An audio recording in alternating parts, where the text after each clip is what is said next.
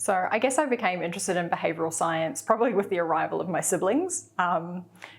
People are fascinating and also a bit frustrating sometimes. But actually, I never intended to become a behavioural scientist. So initially, I wanted to be a forensic scientist. But during my undergraduate studies, I took an elective in human behaviour.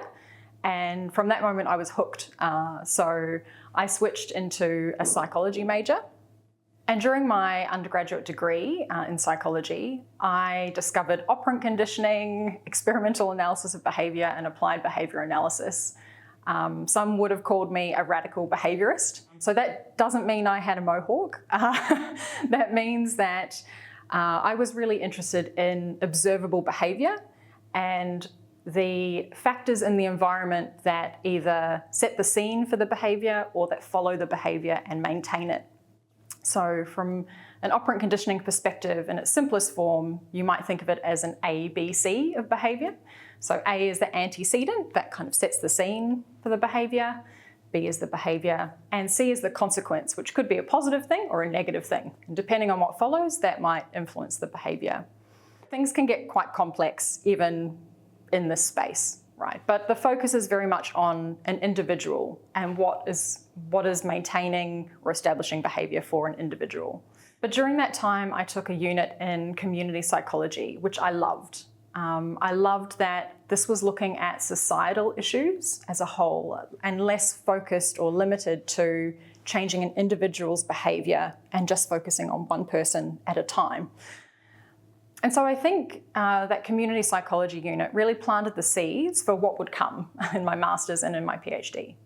So for my master's and for my PhD, I moved to Sydney and I was focusing on persuasive messages and the impact that these had on young drivers' speeding behaviour.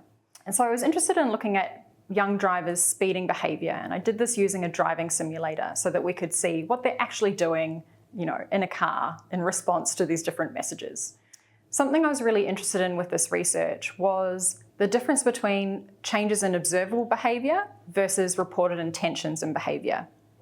The other thing I was really interested in were different elements of messages that may be more or less effective for young drivers if you're trying to change their behaviour.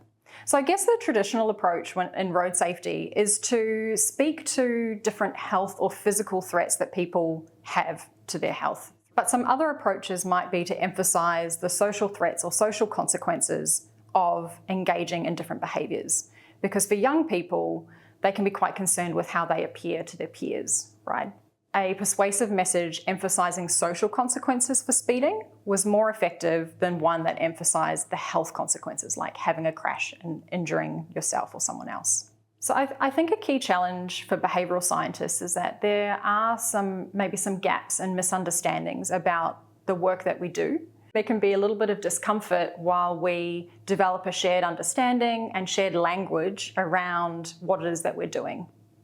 Sometimes for the audience or for people you're partnering with, intervention can feel to them like you're saying they need to be fixed. They're doing something wrong and they are the problem or at fault. It's not just about how we talk about what we do, but also thinking about the approaches and the methods that we use to achieve a shared goal. So as behavioural scientists, we often ask or check, are we trying to make change for good?